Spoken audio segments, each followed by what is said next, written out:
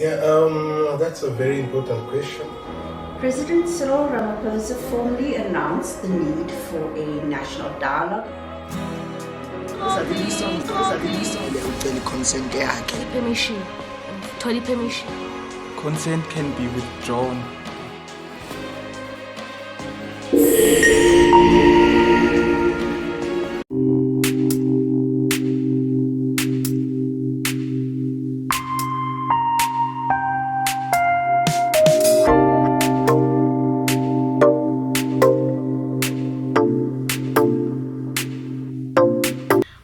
Hello, welcome to another episode of Pathways to Peace. My name is Nandembekela and today we are joined by Kate, the Senior Project Leader for the South African Reconciliation Barometer. Hey Kate. Hi Nandi, thanks so much for having me. How are you? I'm very well today, thank you so much. Happy to be here. Thank you. Can you briefly give us an introduction of yourself and your work? Sure. My name is Kate Lefko-Everett. I'm the Senior Project Leader for the South African Reconciliation Barometer survey, which is in the IJR's Research and Policy Program. And I have been working with the IJR in various capacities since about 2009. Oh, so you've been here for a while. Yes, indeed. Yeah. So today we'll be exploring the complexities of reconciliation and why tracking it through data is so crucial for lasting peace. Reconciliation seems to be complicated. Why is it important to track it with data? Yes, Nandi, I think you're correct. Reconciliation is an extremely complicated process, and it's one that we think of as more a journey over the long term than a destination per se. The South African Reconciliation Barometer survey has been tracking progress in reconciliation for about 20 years now, and we think of it as a really important resource for many types of people, from civil society to academic researchers and government institutions as well. And we've found that in South Africa, it has had a really important role, including in influencing policy at the government level. And we have worked in other post-conflict societies as well to help develop reconciliation barometers. Currently, we are partnering with colleagues in Sri Lanka on a reconciliation barometer survey there.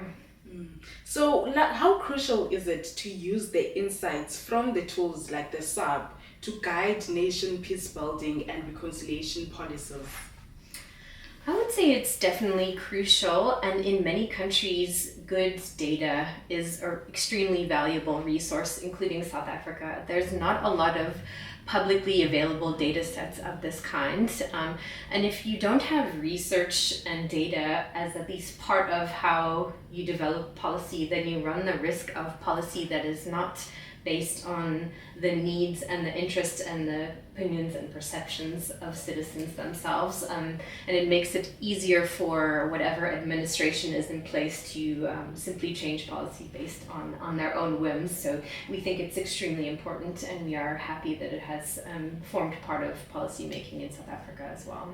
So in your opinion, how welcoming is the government and other sectors to using SARB as a tool to inform their policy making?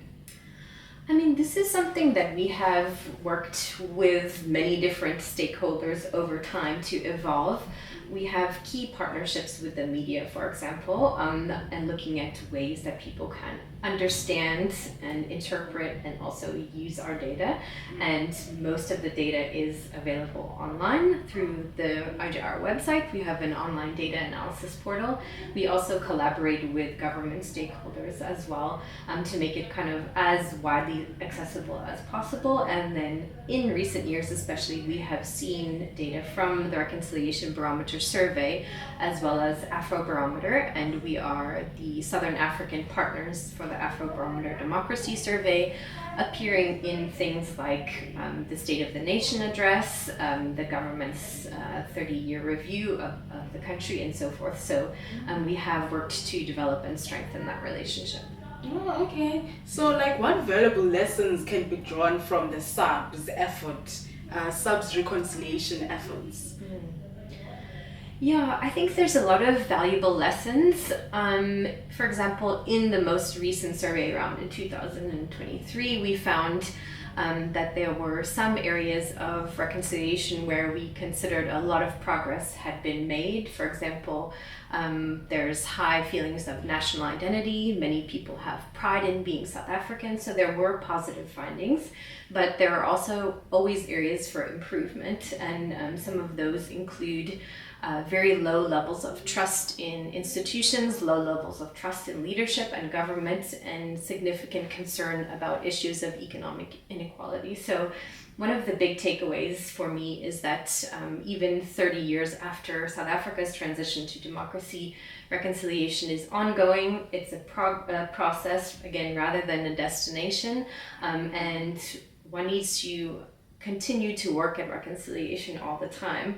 And if you want to achieve the benefits of a reconciled society or a cohesive society, that takes continued work. And I think we can see in many places in other countries in the world, there's an ebb and flow of the quality of social relationships between people. There's political violence, there's polarization. So it is a process that requires continued monitoring and hard work as well.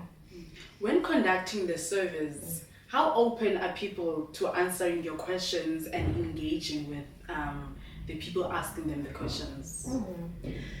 Yeah, so as I mentioned, we have been conducting this SARB for 20 years now. It's a nationally representative survey, so we have a sample of South Africans from all different parts of the country, including in deep rural areas. And they are randomly selected so that we have good representation of all of the views in South Africa. Yeah. We have always had positive experiences. We subcontract the data collection to service providers, but they are extremely professional, and the data collection process is very robust. So there are sometimes people who don't want to participate, and we completely understand that. It's a voluntary research exercise, but we have had good results so far, and sometimes people actually welcome the chance to engage and sit and talk about these issues. Yeah. So, based on the data, what is that one meaningful action an ordinary South African can take to actively support peace and reconciliation in their communities? I think there's actually many different things that ordinary citizens can do, and often when we have conversations about reconciliation, there are discussions about how we can work to build better relationships with others together with us in the country, in our communities. But I think also if we look at the survey findings, we can see there are significant challenges, for example, in the areas of trust and participation in democracy and government institutions and issues of inequality. So I think particularly now in the moment when we have a government of national unity, it's an opportune moment for citizens to think about how they can be involved in democracy and public participation, and not just around election time and voting, but as a regular activity. I also think, we can see around us what the kind of pain points are in the country, and we know we have an extremely exclusive economy. So there's opportunities for people to think about the change they want to see, and if they are able to do something towards job creation, do something towards creating a more inclusive economy. Yes. I think there's an important role on speaking out if you encounter discrimination or racism, and that's important. And in general, engaging with our history, understanding the diversity of people's histories and experiences that we have in the country, learning a new language. There's many ways, I think. Yeah. So what is that one statistics from the SARB that shocked you? That okay, so this is the percentage of people who feel this way? I think in the most recent survey round, the most shocking statistics were about the lack of trust in leadership. And in some ways, we weren't surprised to see that, but it has really dramatically changed over the course of the survey, to the point where most South Africans believed at the time we conducted the research, which was now a year ago, that our leadership was not concerned about ordinary people, that many were involved in corruption and were just getting away with it without consequences. So I think that's a really stark finding, and it should be a priority area that we need to work on going forward as well. Yeah, I think it also should be a priority. Thank you so much, Kate, for joining us today on this episode. Thank you for having me. And can I just say again that the survey data is available on the IJAR website. Anyone is able and welcome to go there and run their own basic analysis. The reports are also there, and we also are happy to provide full data sets if anyone else is interested. Yes, it's available to everyone to go look and check. Thank you, guys.